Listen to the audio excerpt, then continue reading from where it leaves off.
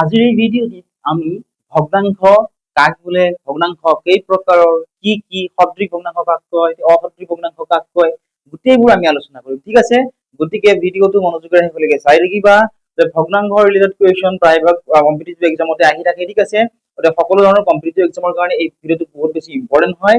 গতিকে ভিডিঅ'টো মনোযোগেৰে শেষলৈকে চাই থাকা। ফাৰ্ষ্ট আমি জানো আহা যে হোৱাট ইজ ফ্ৰেকশ্যন, অৰ্থাৎ ভগ্নাংশনো কি।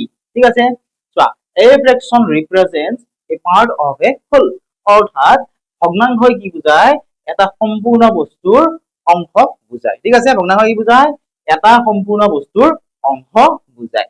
তোমালোকে ভালদৰে চাই যোৱা, তেতিয়াহে তোমালোকে বুজি পাবা। চোৱা, if an object is divided into equal parts and some parts are taken, it is called a fraction, অৰ্থাৎ এটা বস্তু সমান অংশত ভাগ কৰি কিছুমান অংশ লৈ বা কেইটামান তাৰ পৰা যদি অংশ লোৱা হয়, তেতিয়াহ'লে তাক ভগ্নাংশ বুলি কোৱা হয়। এতিয়া উদাহৰণটো চালে আমি বুজি পাম।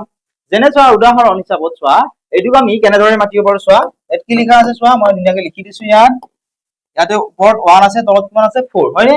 এইটোক আমি কেনেকে মাতিব পাৰো, 1/4, বা আমি অসমীয়াত যদি মাতো 4/1। ঠিক আছে, অৰ্থাৎ ধৰি লোৱা এইটো। ঠিক আছে, ইয়াৰে যদি সমানে আমি 4টা ভাগ কৰো, ঠিক আছে, ইয়াত সমান হোৱা নাই, কিন্তু যদি ইয়াৰে সমানে 4টা ভাগ কৰো, ঠিক আছে, ইয়াৰ এটা ভাগক কি বুলি কোৱা হ'ব, 4/1। অৰ্থাৎ আমাক যদি সোধে ইয়াতে কেইটা ভাগত ৰং কৰা আছে, আমি কেনেকে লিখিব লাগিব, ইয়াৰ টোটেল ভাগ কিমানটা আছে, 1, 2, 3, 4, হয়নে? সেইকাৰণে আমি কি লিখিছো, 4 ভাগৰ কেইটা অংশত ৰং কৰা আছে, এটা অংশত, গতিকে 4/1। ঠিক আছে, এইখিনি একেবাৰে ইজি হয়। এতিয়া নেক্সট চাবা, আমি এনেকেও মাতিব পাৰো, read as 1/4, ঠিক আছে, বা 1/4 বুলি আমি ক'ব পাৰো। এতিয়া চোৱা, পাৰ্টস অফ ফ্ৰেকশ্যন। ঠিক আছে, অৰ্থাৎ ভগ্নাংশৰ অংশসমূহৰ বিষয়ে চোৱা।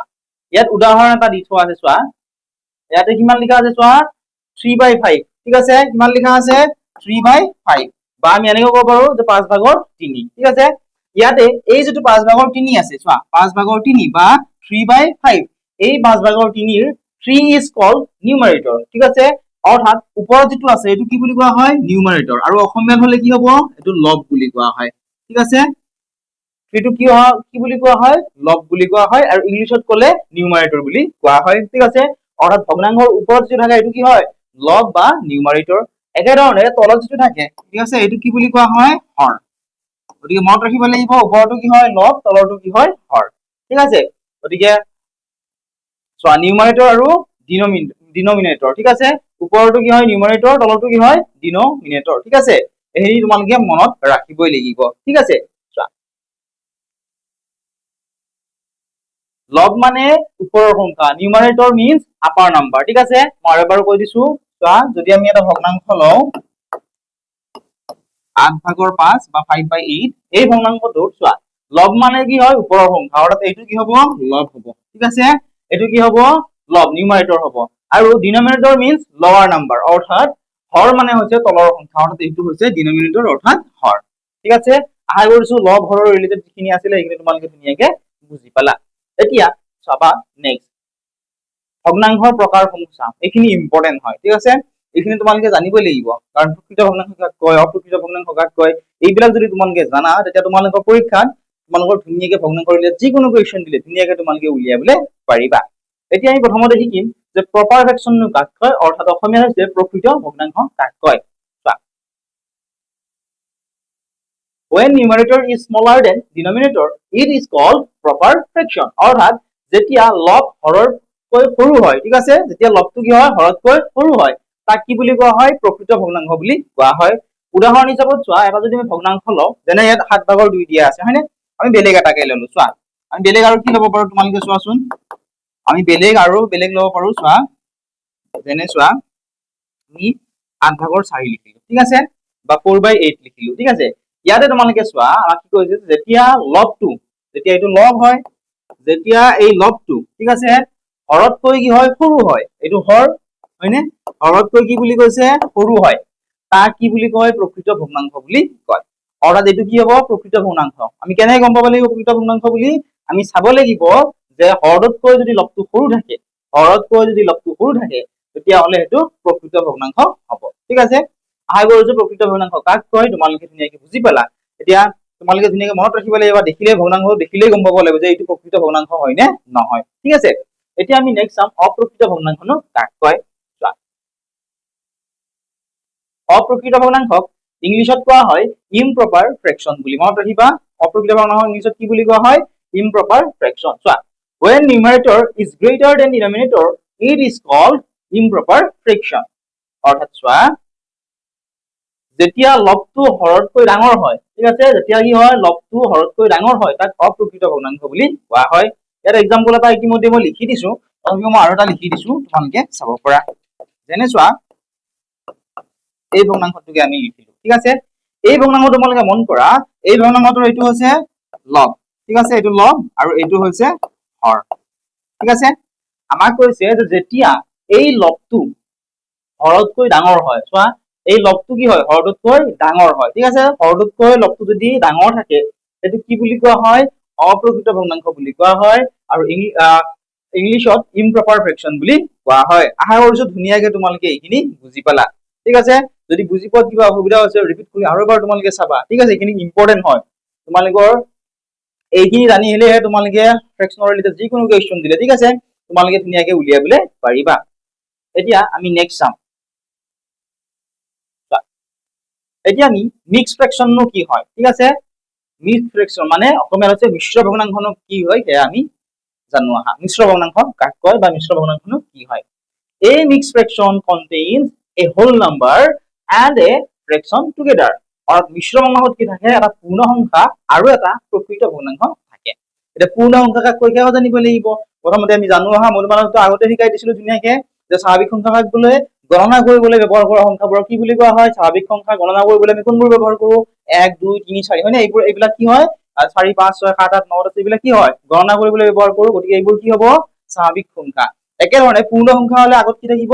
0 ৰ পৰা ষ্টাৰ্ট হ'ব, ঠিক আছে। শূন্যকে ধৰি যিবোৰ স্বাভাৱিক সংখ্যা আছে গোটেইবোৰ হৈছে পূৰ্ণ সংখ্যা। আশা কৰিছো বুজি পালা।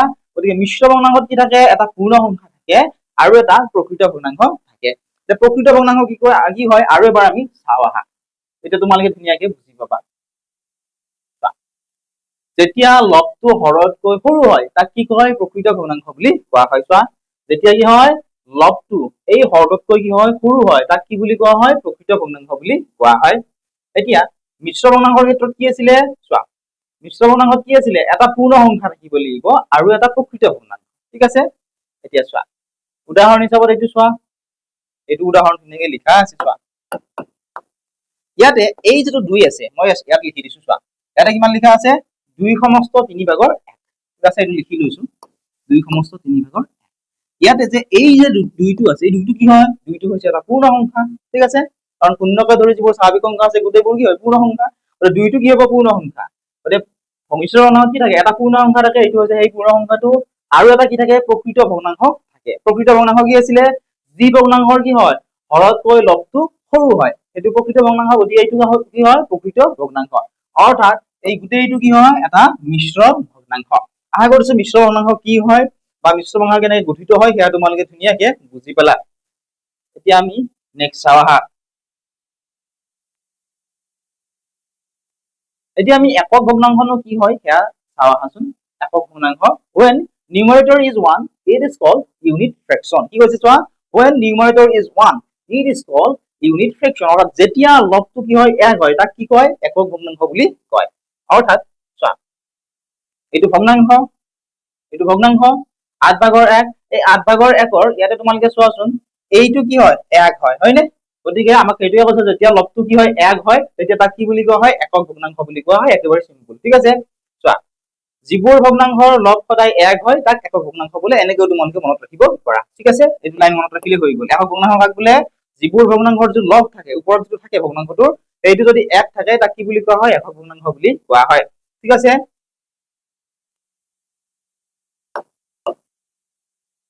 এতিয়া আমি নেক্সট চাওঁ আহা, লাইক ফ্ৰেকশন অৰ্থাৎ সদৃশ ভগ্নাংশনো কাক কয়, ঠিক আছে। সদৃশ ভগ্নাংশ কাক কয়? লাইক ফ্ৰেকশন কাক কয়? Fractions having same denominator are called like fractions, ঠিক আছে। যিবোৰ ভগ্নাংশৰ হৰ একে হয় তাক কি কয়? সদৃশ ভগ্নাংশ বুলি কয়। অৰ্থাৎ কি কৈছে চোৱা, যিবোৰ ভগ্নাংশৰ কি বুলি কৈছে? হৰবোৰ একে হয়। ইয়াতে তোমালোকে চোৱাচোন এই ভগ্নাংশ কেইটা চোৱা, এই ভগ্নাংশ কেইটাৰ এইকেইটা কি হয়? এইটো আৰু এইটো কি হয় এইকেইটা হৈছে লগ আৰু তলৰ কেইটা কি হয় এইটো কি হয় হৰ হয় এইকেইটা কি হয় হৰ অৰ্থাৎ আমাক কৈছে যে যিবোৰ ভগ্নাংশৰ হৰকেইটা কি হয় একে হয় বুলি কৈছে ইয়াত চোৱা তোমালোকে হৰ গোটেইকেইটা কি হয় একেই হয় হয়নে গতিকে একে হলে তাক কি বুলি কোৱা যাব সদৃশ ভগ্নাংশ বুলি কোৱা হ'ব ঠিক আছে আশা কৰিছো ধুনীয়াকে বুজি পালা সদৃশ ভগ্নাংশ কাক কয় গতিকে মনত ৰাখিবা যে ভগ্নাংশৰ যদি হৰকেইটা একে থাকে তেতিয়া তাক কি বুলি কোৱা হয় সদৃশ ভগ্নাংশ বুলি কয় এতিয়া চাবা নেক্সট অসদৃশ ভগ্নাংশনো কি হয় যদিহে তোমালোকৰ বুজি পোৱাত কিবা প্ৰব্লেম হৈছে ঠিক আছে তোমালোকৰ হয়তো দুই এজনৰ বুজি পোৱাত কিবা প্ৰব্লেম হ'ব পাৰে তোমালোকে কি কৰিবা ৰিপিট কৰি মিনিমাম 2-3 বাৰ চাবা যদি কিবা প্ৰব্লেম থাকে তোমালোকৰ ধুনীয়াকে এইখিনি তোমালোকৰ ডাউট খিনি ক্লিয়াৰ হৈ যাব লগতে ইয়াৰ ৰিলেটেড যদি তোমালোকৰ কিবা ডাউট ৰৈ যায় ঠিক আছে তেতিয়াহ'লে তোমালোকে আমাক কমেন্ট সেকশনত জনাবলৈ নাপাহৰিবা বা লাইভ চেট বুলি অপচনটো আহিব তাত তোমালোকে আমাক জনাবা ঠিক আছে এতিয়া আমি চাওঁ আহা অসদৃশ ভগ্নাংশ যাক ইংলিছত আনলাইক ফ্ৰেকশন বুলি কোৱা হয় কি হয় হে আমি চাম ঠিক আছে চোৱা fractions having different denominators are called unlike fraction অৰ্থাৎ যিবোৰ ভগ্নাংশৰ হৰ বেলেগ বেলেগ হয় তাক অসদৃশ ভগ্নাংশ বুলি কোৱা হয় এতিয়া চাবা কি হৈছিলে যিবোৰ ভগ্নাংশৰ হৰ বেলেগ বেলেগ হয় তাক কি কয় অসদৃশ ভগ্নাংশ বুলি কয় এতিয়া চোৱা এই ভগ্নাংশকেইটা মন কৰা এই ভগ্নাংশকেইটাৰ তোমালোকে চোৱাচোন হৰ কেইটা হয়নে হৰক ইংলিছত কি কয় ডিনমিনেটৰ ঠিক আছে ডিনমিনেটৰ যিটো মনত ৰাখিবা ইয়াত লিখি দিছো তোমালোকে এইটো মনত ৰাখিবা যিবোৰ ভগ্নাংশৰ ডিনমিনেটৰ কেইটা অৰ্থাৎ হৰ কেইটা কি হয় বেলেগ বেলেগ হয় তাক কি কয় অসদৃশ ভগ্নাংশ বুলি কোৱা হয় অৰ্থাৎ যিহেতু চোৱা এই ভগ্নাংশ কেইটাৰ হৰ কেইটা কি হয় বেলেগ বেলেগ হয় গতিকে এইটো কি কোৱা হ'ব অসদৃশ ভগ্নাংশ বুলি কোৱা হ'ব সদৃশ ভগ্নাংশ কি আছিলে চোৱা সদৃশ ভগ্নাংশ আছে যেনে 3/1 3/2 হয়নে এনেকুৱা ধৰণৰ 3/3 এইবিলাক কি হয় সদৃশ ভগ্নাংশ কিহৰ কাৰণে কাৰণ এইবিলাকৰ হৰটো কি হয় একেই হয় কিন্তু এইকেইটাৰ হৰকেইটা বেলেগ বেলেগ হয় গতিকে এইকেইটা কি হ'ব অসদৃশ ভগ্নাংশ আশা কৰিছো সদৃশ ভগ্নাংশ কাক কয় অসদৃশ ভগ্নাংশ কাক কয় ধুনীয়াকে তোমালোকে বুজি পালা এতিয়া আমি নেক্সট চাম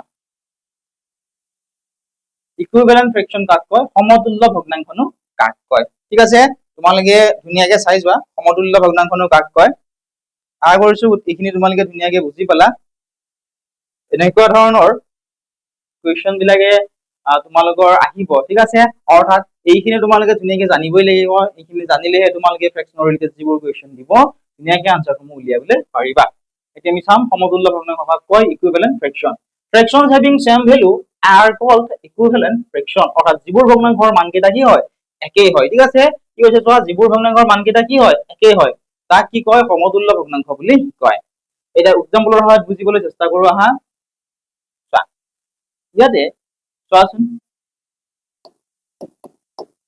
প্ৰথমতে ইমান দিয়া আছে চোৱা 2/1 দি থোৱা আছে কিমান দিয়া আছে 2/1 ঠিক আছে আমাক কৈছিল যে যিবোৰ ভগ্নাংশৰ মান কি হয় একেই হয় তাক কি কয় সমতুল্য ভগ্নাংশ বুলি কোৱা হয়নে এই 2/1 লগত যদিহে আমি চোৱা এই 2/1 লগত যদি আমি যিকোনো সংখ্যা যেনে 2 যদি আমি পূৰণ কৰি দিওঁ কিমান পাম চোৱা হৰৰ লগতো 2 লবৰ লগতো 2 2 দুগুণ হৈ গ'ল 4 2 গুণ হৈ গ'ল 2 অৰ্থাৎ 4/1 কিমান পালো 2 পালো ঠিক আছে একেধৰণে এই 2/1 লগত যদিহে আমি চোৱা এবাৰ 2ৰ সলনি যদি আমি আন এটা সংখ্যা লওঁ ঠিক আছে অৰ্থাৎ আমি যদি চোৱা ইয়াতে বা এনেকেও লিখিব পাৰো চোৱা এই যেটো 4/2 পালো ঠিক আছে চোৱা এই যেটো 4/2 পালো এই 4/2 লগত যদিহে আমি আকৌ 2 পূৰণ কৰি দিওঁ 4 দুগুণ কিমান হৈ গ'ল 8 2 দুগুণ কিমান হৈ গ'ল 4 অৰ্থাৎ এইবোৰ কি হ'ব সমতুল্য ভগ্নাংশ অৰ্থাৎ এই যে আমি 4/2 পালো এই 4/2 পৰাই আমি এইটো পাব পাৰো 2/1 পাব পাৰো কেনেকৈ পাব পাৰো হেয়া চোৱা যেনে চোৱা 4/2 কিমান আছিল 2 হয়নে 4/2 কিমান আছিল 2 এইটো আমি কটাকটি কৰিব পাৰো যেনে 2 এৰে 2টাকে আমাৰ কটাকটি যাব কাৰণ 2টা কি হয় যুগ্ম সংখ্যা হয় মানে 2টো যুগ্ম সংখ্যা 4টো যুগ্ম সংখ্যা 2 এৰে 2 কিমান বাৰ যাব একবাৰ 2 এৰে 4 কিমান বাৰ যাব দুবাৰ অৰ্থাৎ 2/1 এইটোকে আমি পালো চোৱা এইটোকে পালো একেধৰণে যদি আমি 8/4টো চাওঁ ঠিক আছে চোৱা 8/4 আমি কিহেৰে কটাকটি কৰিব পাৰো আমি ডাইৰেক্টলি 4 এৰে কটাকটি কৰিব পাৰো বা 2 এৰে কটাকটি কৰিব পাৰো চোৱা 2 এৰে যদি কৰো 2 দুগুণ হ'ব 4 2 4 গুণ হ'ব 8 আকৌ 2 1 গুণ হ'ব 2 2 দুগুণ হ'ব 4 অৰ্থাৎ আমি এইটোকে পালো চোৱা 2/1 আমি পালো গতিকে এইবোৰ কি বুলি কোৱা হয় এইবোৰ কোৱা হয় সমতুল্য ভগ্নাংশ ঠিক আছে আশা কৰিছো তোমালোকে ধুনীয়াকে বুজি পালা ইয়াৰে সম্পূৰ্ণ ভিডিওটো তোমালোকে আমাৰ এপত পাবা ঠিক আছে যদিহে তোমালোকে এপটো ডাউনলোড কৰা নাই এতিয়া ডেসক্ৰিপচনত যে লিংকত ক্লিক কৰি এপটো ডাউনলোড কৰি ল'ব পাৰিবা যদিহে তোমালোকে অনলাইন ক্লাছ কৰিব নিবিচৰা তোমালোকৰ বহুতো নোটছ ফ্ৰী দি থোৱা আছে, তোমালোকে এতিয়াই ডেছক্ৰিপশ্যনত দিয়া লিংকত ক্লিক কৰি আমাৰ তোমালোকে ফ্ৰী গ্ৰুপসমূহতো জইন কৰি ল'ব পাৰিবা। কিবা যদি ইয়াৰ ৰিলেটেড কুৱেশ্যন আছে হোৱাটছএপ নম্বৰ দি থোৱা আছে, হোৱাটছএপত মেছেজ কৰি তোমালোকে সুধিব পাৰিবা, কমেণ্ট ছেকশ্যনতো তোমালোকে তাত আমাক মেছেজ কৰি সুধিব পাৰিবা। ঠিক আছে, তাত তোমালোকে ইয়াৰে সম্পূৰ্ণ PDF ভিডিঅ' গোটেইবিলাক তাত তোমালোকে পাই যাবা। এতিয়া নেক্সট তোমালোকে চোৱা ইয়াৰ পিছত ইম্প্ৰপাৰ ফ্ৰেকশ্যন টু মিক্স ফ্ৰেকশ্যন। ঠিক আছে, অপ্ৰকৃত ভগ্নাংশৰ পৰা মিশ্ৰ ভগ্নাংশলৈ কেনেকে নিব পাৰি সেয়া আমি এতিয়া চাম। ঠিক আছে, কি হৈছে চোৱা, অপ্ৰকৃত ভগ্নাংশৰ পৰা মিশ্ৰ ভগ্নাংশলৈ কেনেকৈ নিয়া হয় সেয়া আমি চাম। তোমালোকে মনোযোগেৰে চাই যাবা। এটা আমি উদাহৰণৰ সহায়ত চাওঁ আহাচোন। ঠিক আছে, অপ্ৰকৃত ভগ্নাংশক মিশ্ৰ ভগ্নাংশলৈ কেনেকে নিব পাৰি। যেনে চোৱা, এটা আমি উদাহৰণ লৈছো, উদাহৰণটো হৈছে 3/11। ঠিক আছে, বা ইংলিছত ক'লে 11/3। মই লিখি লৈছো, এইটো 11 বাই কিমান দিয়া আছে 3 দিয়া আছে, হয় নে? এইটো কি ভগ্নাংশ? অপ্ৰকৃত ভগ্নাংশ। কেনেকে গম পালো? কাৰণ এই ভগ্নাংশটোৰ হৰতকৈ লবটো কি হয়? ডাঙৰ। গতিকে আমি গম পালো যে যি ভগ্নাংশৰ হৰতকৈ লবটো ডাঙৰ সেইটো ভগ্নাংশ কি কয়? অপ্ৰকৃত ভগ্নাংশ বুলি কয়।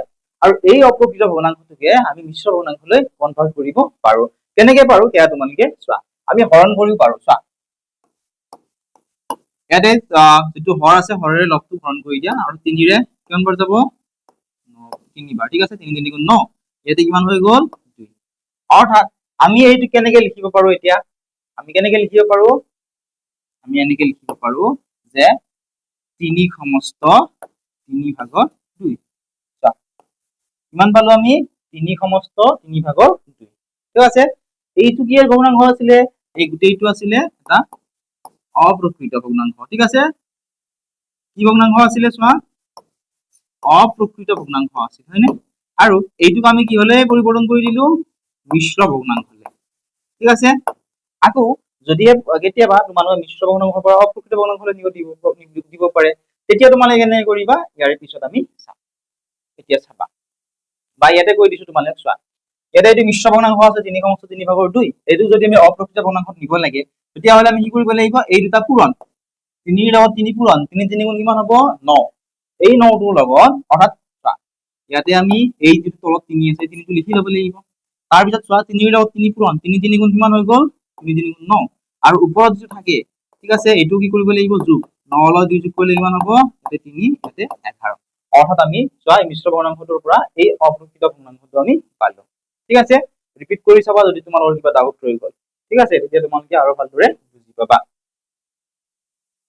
এতিয়া আমি নেক্সট চাম মিশ্ৰ ভগ্নাংশত অপ্ৰকৃত ভগ্নাংশলৈ কেনেকে নিব পাৰি। ঠিক আছে, মই দেখুৱাই দিলো তোমালোক, আৰু এবাৰ দেখুৱাই দিম। চোৱা, মিশ্ৰ ভগ্নাংশত অপ্ৰকৃত ভগ্নাংশলৈ কেনেকে নিব পৰা যায়। ইয়াত আমি এটা উদাহৰণ লৈছো। এইটো কি ভগ্নাংশ? এইটো কি ভগ্নাংশ? এইটো মিশ্ৰ ভগ্নাংশ। মিশ্ৰ ভগ্নাংশ কাক কয়? মিশ্ৰ ভগ্নাংশ কি থাকে? এটা কি থাকে? এটা পূৰ্ণ সংখ্যা থাকে মিশ্ৰ ভগ্নাংশত, আৰু এটা কি থাকে? প্ৰকৃত সংখ্যা থাকে। ঠিক আছে, গতিকে চোৱা, এইটো পূৰ্ণ সংখ্যা, এইটো হৈছে প্ৰকৃত সংখ্যা। গতিকে এইটো কি বুলি কোৱা হয়? এইটো কোৱা হয় মিশ্ৰ ভগ্নাংশ। এই মিশ্ৰ ভগ্নাংশটোক যদিহে আমি অপ্ৰকৃত ভগ্নাংশলৈ নিব লাগে, কেনেকে নিম তোমালোকে এতিয়া চাবা। মই তোমালোক কৈ দিলো, চিম্পল মনত ৰাখিবা। চোৱা, ইয়াতে যিটো হৰটো যিটো আছে 5, এইটো 5টো লিখি লোৱা। এতিয়া আমি এই দুটা পূৰণ কৰি দিম। 2ৰ লগত 5 পূৰণ কৰা, 5 2 কিমান? 10। 10ৰ লগত এই 1টো যোগ কৰি দিয়া, 10 1 কিমান হৈ যাব? 11 হৈ যাব। ঠিক আছে, আগৰটো বুজি পালা? 5 ভাগৰ কিমান পালো আমি? 11 পালো। ঠিক আছে, এইটো কি ভগ্নাংশ পালো? চোৱা, অপ্ৰকৃত ভগ্নাংশ। কেনেকে গম পালো? কাৰণ হৰতকৈ লবটো কি হয়? ডাঙৰ হয়। গতিকে মিশ্ৰ ভগ্নাংশৰ পৰা আমি এইটো অপ্ৰকৃত ভগ্নাংশলৈ লৈ গলো। ঠিক আছে, তোমালোকে আশা কৰিছো ধুনীয়াকে বুজি পাইছা। ইয়াত মই লিখিও দিছো, কিন্তু এইবিলাক তোমালোকে PDF টো যেতিয়া চাবা, ঠিক আছে, PDF টো তোমালোকে এইখিনি চাব পাৰিবা। ঠিক আছে, এতিয়া আমি নেক্সটটো চাম। তোমালোকে চাই যোৱা।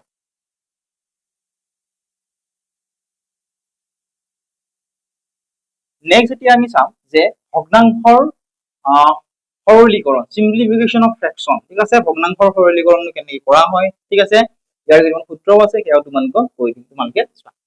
To simplify a fraction, divide numerator and denominator by same number. অৰ্থাৎ ভগ্নাংশ সৰল কৰিবলৈ লব আৰু হৰক একে সংখ্যাৰে ভাগ কৰিব লাগে। কি কৈছে চোৱা, ভগ্নাংশ সৰল কৰিবলৈ লব আৰু হৰক একে সংখ্যাৰে কি কৰিব লাগে? ভাগ কৰিব লাগে। এতিয়া চাবা, উদাহৰণ হিচাপত আমি এইটোকে ললো